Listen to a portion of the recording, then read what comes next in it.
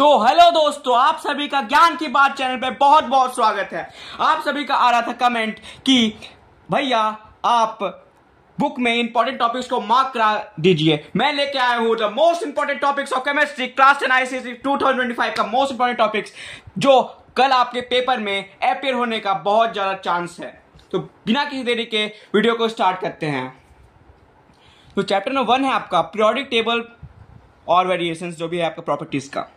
इसमें आपका important topics मैंने कल ही बताया था आपको वीडियो में। देखिए, आपका अरेंज करने आएगा पीरियोडिक प्रॉपर्टीज के बेस पे, तो आपको ये याद रहना चाहिए। इसके लिए आपको मैं ट्रिक बता दे रहा हूं। हेलिना की रब से फरियाद, बेटा मांगे कार, स्कूटर बाप राजी। ठीक है, थोड़ा लैंग्वेज जा रहा है लेकिन कोई दिक्कत नहीं, आपको मैं ट्रिक बता रहा हूं। ठीक है, यहां पर देखिए, बैगन आलू गाजर इन थैला, काशी गए शंकर प्रभु, नाना पापा और सब बीमार, नाना पापा और सब बीमार। ठीक है, ये बस ट्रिक है, ये कोई रियल लाइफ एग्जांपल्स नहीं है। ओए स्टाइल से टीपीओ, फिर कल बाहर आई अनीता। ठीक है, हीना निया और कटरीना के जेरोक्स और जीना। ठीक है, तो आपको ये ट्रिक था।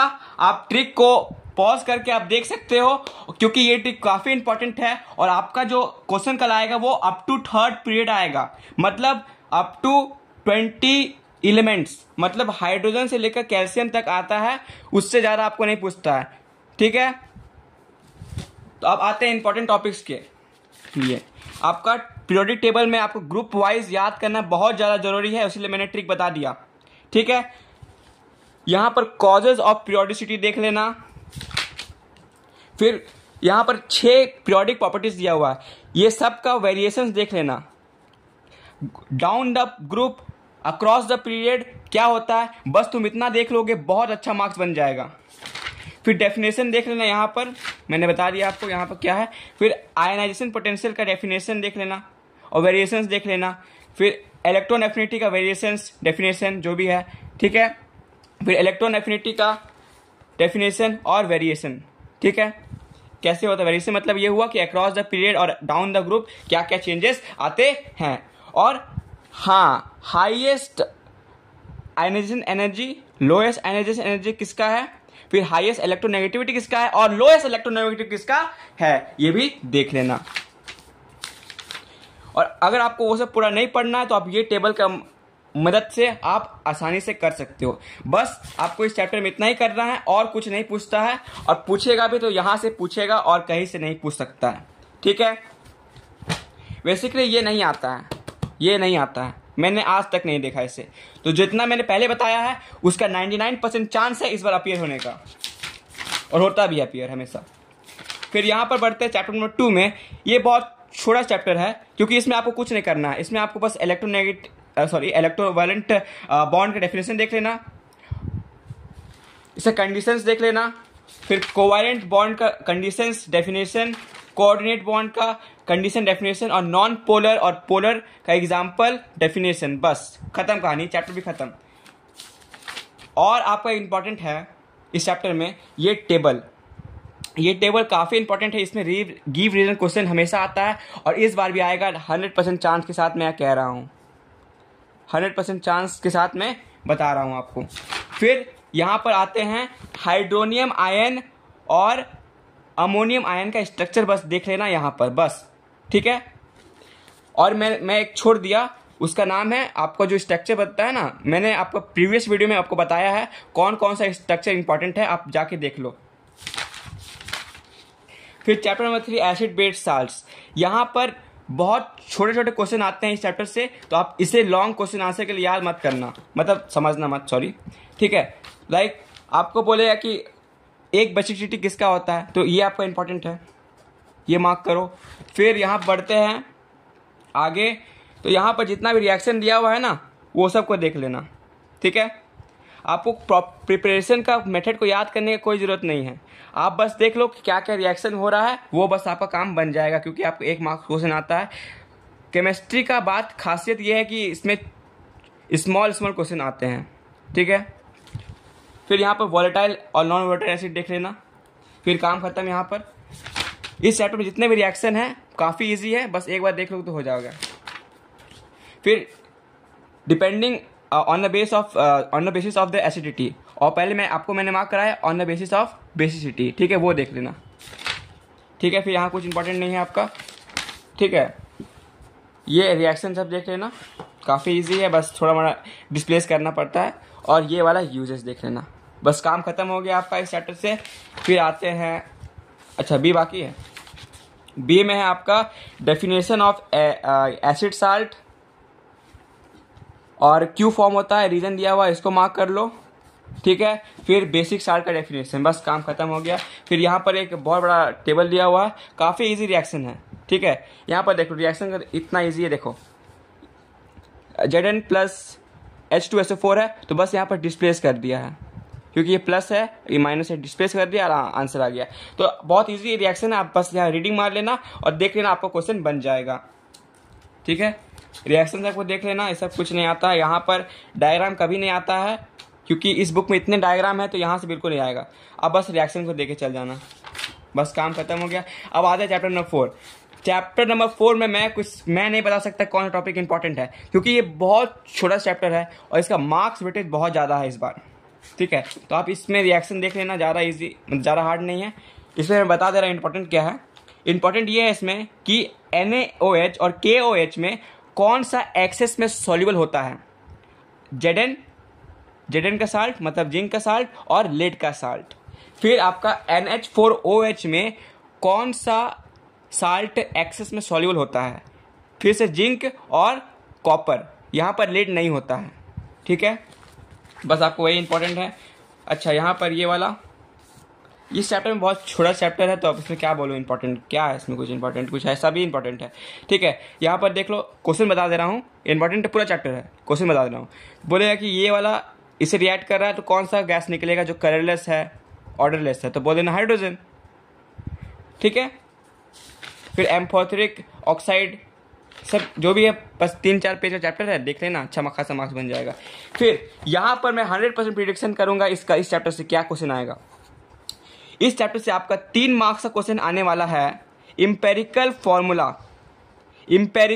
फॉर्मूला निकालने आएगा, ठीक है। और चांसेस इसके कम है, इसका चांस पक्का पूरा 100%, इसका चांस मैं लूँगा 98% कि 3 मार्क्स का क्या आने वाला है आपका, वेपर डेंसिटी से रिलेटेड क्वेश्चन। मतलब क्या था आपका, molecular mass is equal to twice of vapour density, वो आपका आने वाला है। और इस चैप्टर से क्या क्या नहीं आएंगे, आपका जो आता था ना, क्या नाम है उसका, क्या था ये, हाँ, आपका रिएक्शन दिया रहता था, बोलता था कि इतना मास इतना प्रोड्यूस करता है, इतना मास इतना प्रोड्यूस करता है, इस बार नहीं आएगा ये, वो नहीं आएगा, ठीक है।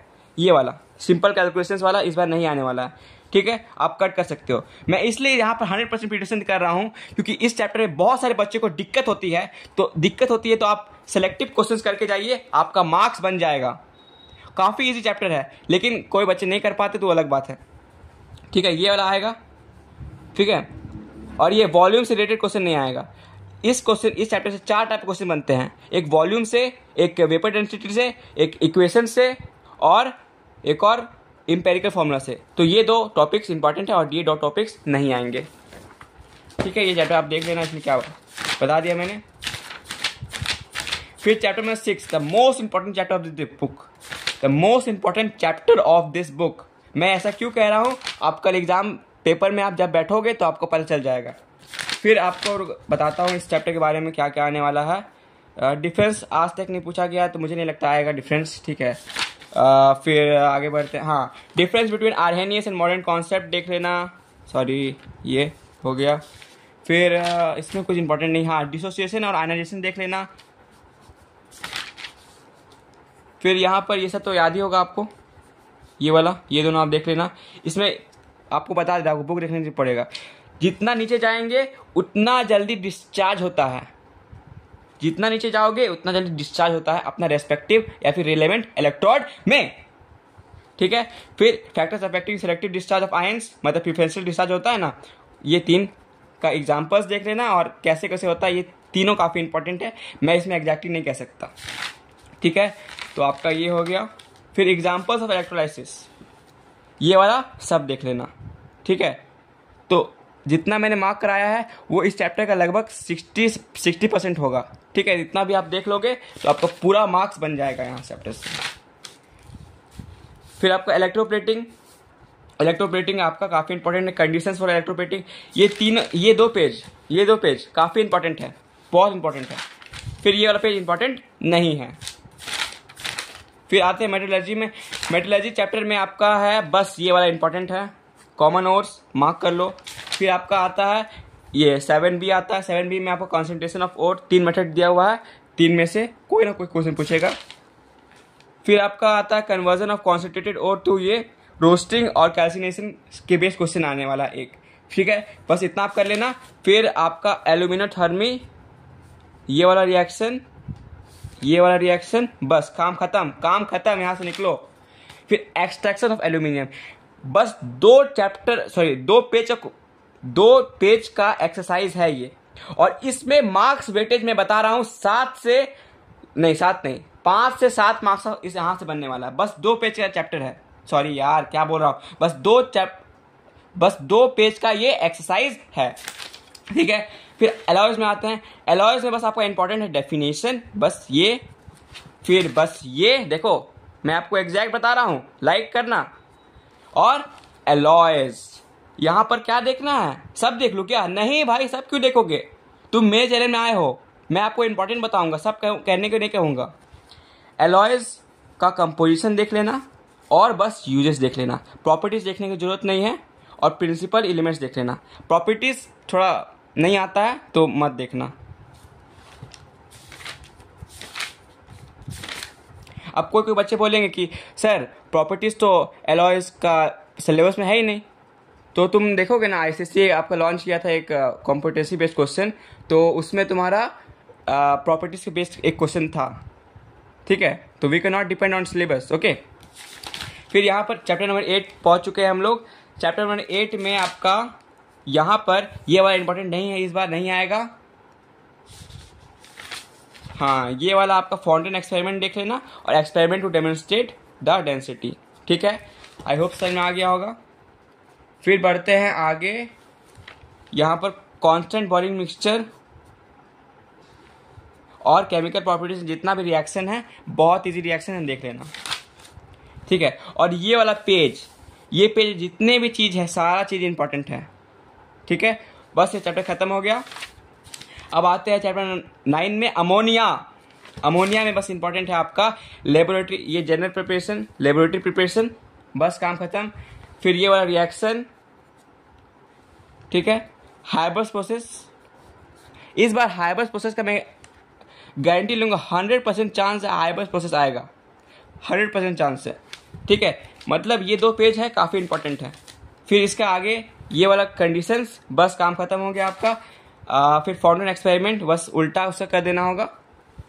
ठीक है, फिर अमोनिया केमिकल प्रॉपर्टीज, मैं कह रहा हूँ लगभग 6 से 8 मार्क्स का क्वेश्चन यहीं से आएगा। केमिकल प्रॉपर्टीज ऑफ अमोनिया, ठीक है, chemical properties of nitric acid, chemical properties of HCl, इस टाइप का आने वाला है। तो ये सब केमिकल प्रॉपर्टीज आपको एकदम नहीं छोड़ना है। ठीक है, फिर आपको कुछ इंपॉर्टेंट नहीं है यहाँ पर। ठीक है, फिर नाइट्रिक एसिड में क्या है, नाइट्रिक एसिड में ये वाला लेबोरेटरी प्रिपरेशन, इसमें 50% चांस है, इस बार ये आएगा। फिर ऑसवार्ड प्रोसेस का 50% चांस है, ये आएगा। फिर यहाँ पर कुछ इंपॉर्टेंट नहीं है आपका। फिर अगेन आता है केमिकल प्रॉपर्टीज सब इंपॉर्टेंट है, देख लेना, बस काम खत्म हो गया। और फिर effects of heat on nitrates, बस आप रिएक्शन देख लेना, काम हो जाएगा। ठीक है, मैं चैप्टर का लगभग 30% मार्क करा रहा हूँ, आप चेक कर लो, 30 to 40% होगा। ठीक है, यहीं से क्वेश्चन बनता है। देखो, मेरा ये वीडियो बनाने का मोटिव ये है कि आपका 100% मान लो सिलेबस है, इस 100% में लगभग 20% पोर्शन से आपका क्वेश्चन आता है। तो जब बच्चे पढ़ते हैं तब क्या होता है, वो अगर गलती से कुछ वो चैप्टर पढ़ रहे हैं तो कुछ ना कुछ वो छोड़ देते हैं। तो अगर वो ये 20% में छोड़ देंगे तो उनका मार्क्स कट जाएगा। तो मैं ट्राई कर रहा हूँ इस वीडियो में यही 20% से लगभग मैं 16 to 19% आपको मैं बता दूं, ताकि इस 20% से जिससे आपका क्वेश्चन बनने वाला है कल, उससे नहीं छूटे। ठीक है, और आप बचा हुआ 80% में ज़्यादा फोकस ना करें। ठीक है, तो अगर वीडियो पसंद आ रहा होगा तो प्लीज़ एक लाइक कर देना और इस चैनल को सब्सक्राइब कर देना, ताकि आपको बायोलॉजी के लिए भी हेल्प मैं कर सकूं। ठीक है, फिर कॉन्टैक्ट प्रोसेस इस बार नहीं आने वाला है, एकदम फिक्स्ड है। आप समरी देख लेना। ठीक है, समरी देख लेना। फिर प्रॉपर्टीज़ में आपका रिएक्शन ज़्यादा इंपॉर्टेंट नहीं है, ये हाँ ये वाला देख लेना, ये चार रिएक्शन जो है आप देख लेना इसको। फिर प्रॉपर्टीज ऑफ कॉन्सेंट्रेटेड एसिड्स बहुत ज़्यादा इंपॉर्टेंट है इस बार। इधर हमको लग रहा है लगभग 4 से 5 मार्क्स का क्वेश्चन यहाँ से आएगा, 4 से 5 मार्क्स का क्वेश्चन। ठीक है, फिर आपको कुछ इंपॉर्टेंट नहीं है यहाँ पर, हाँ ये डिफरेंस देख लेना। ठीक है, फिर आते हैं हम लोग चैप्टर नंबर 12 पे, last chapter of the book and the most weightage chapter of the book. यहाँ से 2 मार्क्स का आयुपेक नेम आने वाला है, 3 मार्क्स का डायग्राम आने वाला है, जो आपको बनाने होता है स्ट्रक्चर, वो आएगा। ठीक है, इस चैप्टर में बहुत कुछ इंपॉर्टेंट है। ठीक है, और बहुत चांस आते हैं कहीं से भी आ जाएगा, लेकिन आप तब भी मैं ट्राई करता हूँ आपको इंपॉर्टेंट बताने का। कंपैरिजन, कैटेनेशन, फिर डिफरेंस बिटवीन दिस, हाँ ये देख लेना फंक्शनल ग्रुप क्या क्या है। बस काम खत्म हो गया यहाँ पर, और ये सब जो भी आपका टेबल दिया हुआ टेबल देख लेना। फिर आइसोमर्स तो पक्का आएगा, 1 मार्क्स का है, 2 मार्क्स का है, 3 मार्क्स का है, जितना मार्क्स का आना आएगा वो बस देख लेना कितना क्या है आपका। चेन आइसोमरिज्म सिलेबस में है और पोजिशन आइसोमरिज्म है, तो दोनों देख लेना। फिर आते हैं 12B में। 12B में आपका है आइसोमर्स ऑफ ब्यूटेन और पेंटेन, इंपॉर्टेंट है, ये वाला रीडिंग कर लेना। फिर आपका लेबोरेटरी प्रिपरेशन, हाँ यहाँ पर जितना भी प्रिपरेशन दिया हुआ है ना यहाँ पर वो इम्पॉर्टेंट है। फिर आपका केमिकल प्रॉपर्टीज़ में ये दोनों इम्पॉर्टेंट है, बस ये सब आपका नहीं आने वाला है। ठीक है, और यूजेस में आप थोड़ा सा अच्छा से पढ़ना है इस बार, क्योंकि घुमा घुमा का क्वेश्चन पूछ रहा है। ठीक है, तो हो सकता है कि यूजेस में आपको डायरेक्ट नहीं बोलेगा कि right the uses of methane, आपको घुमा क्वेश्चन दे देगा, बोलेगा कि एक अल्केन होता है, वो first member of the alkane series होता है और वो डोमेस्टिक फ्यूल के लिए यूज़ होता है, तो बोलो बताओ क्या है, तो बस एग्जाम में हो गया तारे ज़मीन पे। ठीक है, तो आप देख लेना यूजेस को। फिर आप आते हैं 12C में। 12C में आपका है प्रिपरेशन ऑफ इथीन। ठीक है, फिर ये वाला responsible for ripening of fruits, कौन से कैसा होता है मॉलिक्यूल, ये डिग्री देख लेना, हो गया काम खत्म। ठीक है, फिर आपको एडिशन रिएक्शन, ये काफ़ी इंपॉर्टेंट है, मतलब ये वाला बस ये, और ये सब छोड़ दो, और यूजेस ऑफ इथिन देख लेना। ठीक है, लगभग मतलब इस चैप्टर में सभी इंपॉर्टेंट है, लेकिन मैं ट्राई कर रहा हूँ ताकि जो बच्चे कुछ पूरे साल से पढ़े नहीं हैं, या फिर कोई बच्चे ऐसे भी हो सकते हैं जो पढ़ चुके हैं लेकिन तब भी भूल जाते हैं, तो वो इनमें फोकस करेंगे तो शायद उनका अच्छा मार्क्स आ जाएगा। ठीक है, तो लेबोरेटरी प्रेशर ऑफ इथाइन। ठीक है, फिर आयुपेक पता ही होगा आप सभी को, एटाइनिक बॉन्ड। फिर ये केमिकल प्रॉपर्टीज देख लेना, केमिकल प्रॉपर्टीज। ठीक है, फिर लास्ट में अल्कोहल में सारा चीज़ इंपॉर्टेंट है, और भी लास्ट चैप्टर 2 पेज का चैप्टर है, तो इसमें क्या है इंपॉर्टेंट बताऊँ। ठीक है, पढ़ लेना। ठीक है, ऑल द बेस्ट कल के लिए। ठीक है, लाइक और सब्सक्राइब ठोक के जाओ, और कल भी एग्जाम में पूरा फोड़ के आना। Thank you very much.